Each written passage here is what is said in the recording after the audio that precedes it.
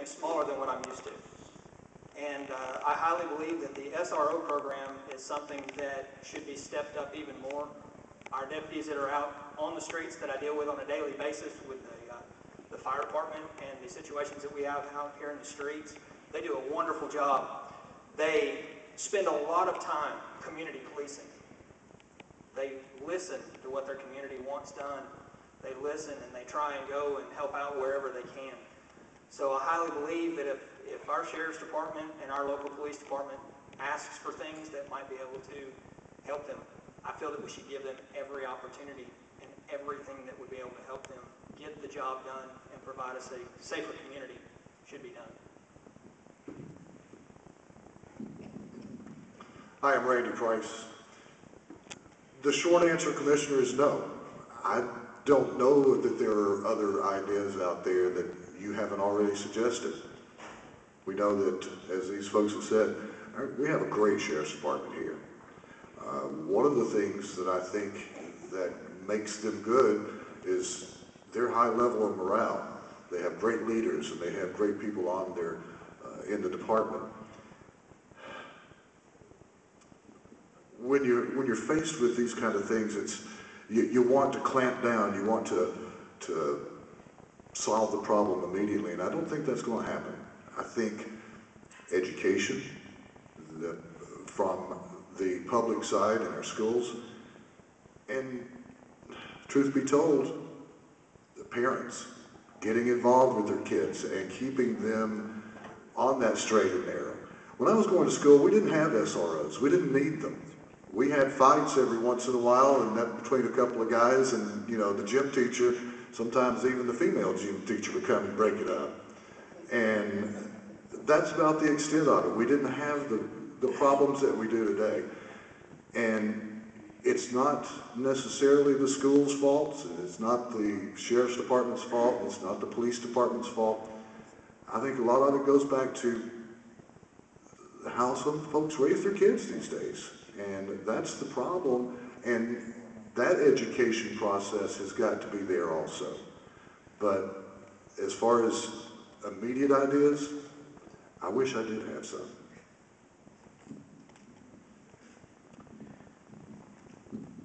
George Patton. I also don't know that we have a specific answer for all that. I'm familiar with the SRO program. Obviously, we need some officials and officers at these schools. That was a terrible thing that happened over at the Orchard Knob school the other day. I mean, you could have an SRO officer right there, and this fella comes charging through with a truck and a gun. We need, for our children, positive reinforcement. Reinforcement for what is correct and what is good and what is, I think children appreciate this as adults do. This costs money. We've seen the effects of positive reinforcement from the Boys Club. We've seen effects of the positive reinforcement from the rec centers.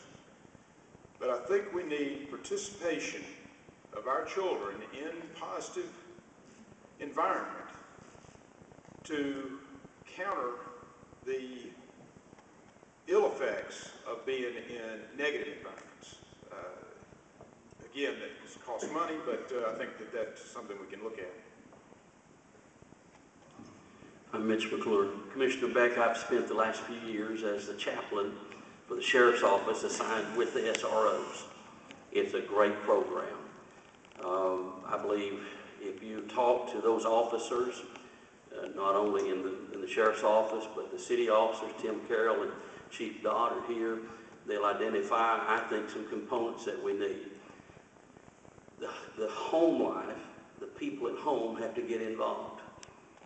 The churches have to be involved. The churches have to partner with the homes and the homes with the churches. I believe as well, you have to find something, I think George made a very good statement there about positive. So much of what we hear about our youth today is negative. It's sad to say that that's what is lifted up. I guess it's what is sensational.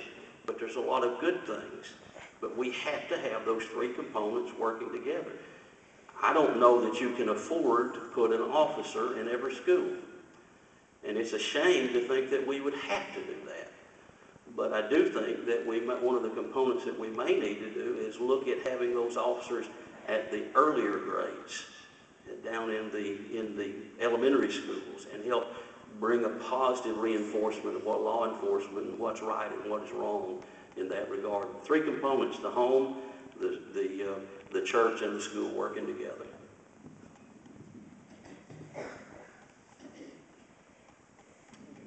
David Howell. Commissioner Beck, you're right, there is no magical answer. I think the SRO program is a great program as well, but I think it's a shame we even have to have it to begin with. When I was in school, we didn't have it. And the simple fact of the matter is, if I did something wrong in school, I was punished.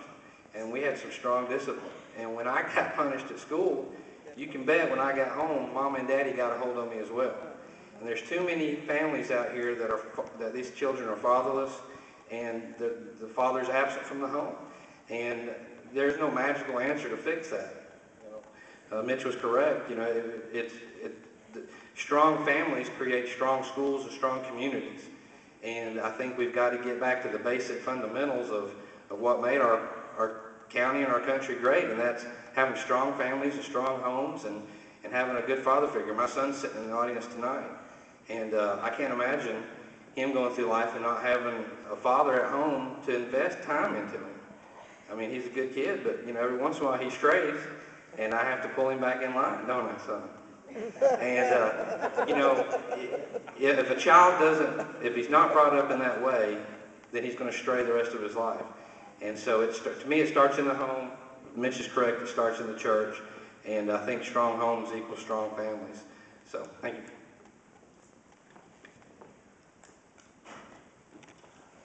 I'm Jerry Hass.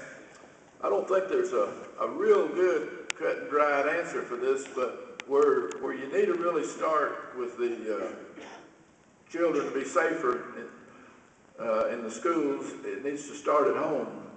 If they have parents that are involved in the school, push the parents to be more involved.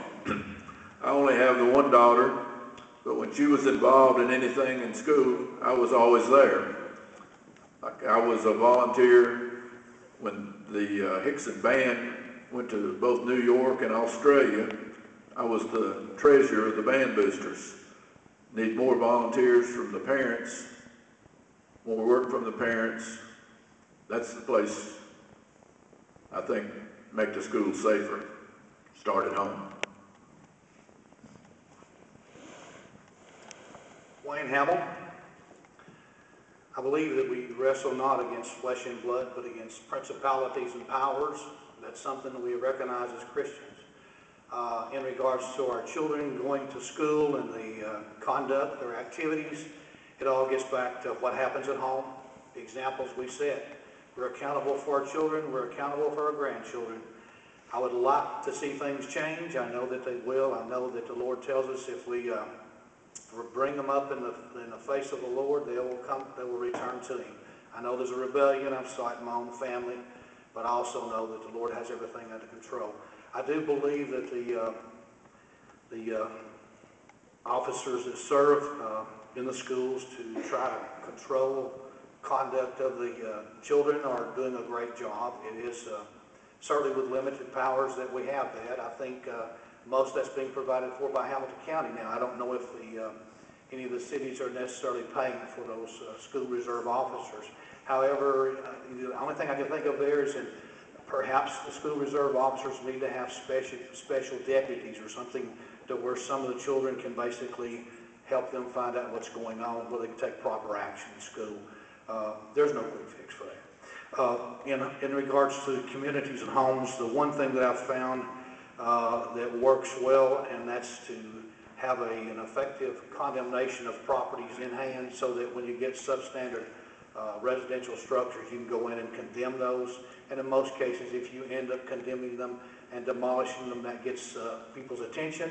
That also does away with a haven for people that have a tendency to have extremely low rent. And in some cases, and I've run into it personally, my father died over a year ago. We've had people come into his home, set up a residence, And this weekend I had to go help remove them from him. Sometimes you have to take action. Sometimes you have to take it into your own hands. The Lord says, be angry and sin not. So I hope that that's what I did this weekend. Thank you. Thank you, Wayne. Terry Conley.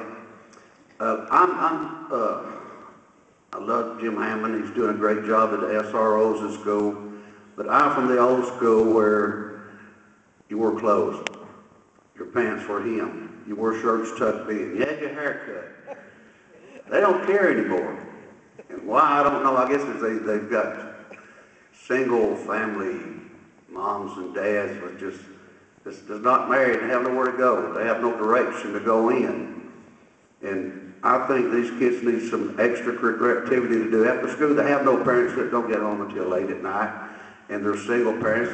And if you get a good whipping when you're in school, so be it. But you can't touch these kids anymore. This just, you know, you go to jail before you get out of school. So the answers I really don't know, but I think we need more improvement in the homes, some more education, and more dress codes for these kids nowadays. Thank you. Well, again, we touch on another complicated subject because there will always be an inherent risk of troubled teens, kids in our schools. There will always be a risk of violence, just like we live in a world of terrorism. You have to prepare for it, you have to be braced for it, but it can happen at any time, anywhere, in any community across this country. Last week there was a shooting in one of the schools in California. It could happen in this school. It could happen within reason. Everything does start in the home. I think we can all agree on that. But I think we can all equally agree that there's a lot of homes we're not going to reach. We're just, whether it be a latchkey parent, whether it be a parent that just doesn't care or a parent that just isn't there. Working in the healthcare industry, I'm in a lot of communities where I see grandparents raising their children or their children's children. That's a tough job. Me and my wife are in our 40s now. We haven't had our first kid, and I'm thinking the first child that I have is probably going to break my hip with a, beach ball. So I can only imagine what a grandparent's probably, trying to experience raising these kids. But we do have to have some outreach programs. The SROs and the Sheriff's Department and the City Department, they do an awesome job, but obviously they are inundated with more than they can handle on a day-to-day basis with every student. The one thing that we haven't talked about yet tonight are our teachers. The parents are the rule of thumb. You got to start with somebody good in the home who wants that child to succeed. I don't believe there's any child ever born in this world that does not want a pat on its back, does not want to succeed. As they grow up and they get knocked down, if that's all they're getting, they're going to keep getting knocked down and they're not going to really care about working the hard way up to the right road. So we got to help our teachers out a little bit. There are a lot of organizations, Mitch's church, any church. We need to go out and talk to the public. Hey, what programs do you have available in your schools? What resources are your churches, your community agencies? What resources do you have? How can we pull together, try to take some of the pressure off these poor SROs that are really focusing on drug issues, safety issues? And we need community action. I mean, that's the whole point that we're all here tonight, correct? We all need to step up and try to do something. Well, our public needs us in their children's lives. The other thing that I think is just absolutely insane when I hear it on the news is you hear all the bad. Oh, that kid did this, that kid committed this crime, oh, it's horrible. We don't focus enough on our kids that are good. You cannot tell me that the majority of our children are bad apples. They need positive awareness. They need a pat on the back. They need us, you guys, us, regardless of any of us being in this position, we still have an obligation to get out there and be active in our community in one form or another. So to answer your question, no, there's not one simple answer for it. We need to collectively think outside of the box, get together and go, hey, what can I do to make a difference first off? Who do I know that wants to make a difference? And all get together. Again, it's teamwork. Everything in life, there is not one person that ever has done anything positive that didn't have teamwork. We need to work together. Hello, Mike Basket here. Another tough question, thank you, Commissioner Beck. Behavior patterns are set early, and with that in mind, I think that we could look for an opportunity with mentoring programs that start early. There's a lot of single-parent households, and that both parents are working, and it's not the same as when a lot of us grew up. That being said, I think that if we, on a cooperative effort with the churches and other service organizations in the community, if we look toward potentially stepping up mentoring programs early, set some good patterns in place, that might be a help. You know, the professional law enforcement people are the experts, but by the time they get it, it's already a problem. So I don't know that there's any single problem, but I would think that the mentoring programs on an early elementary type basis might be helpful. Thank you.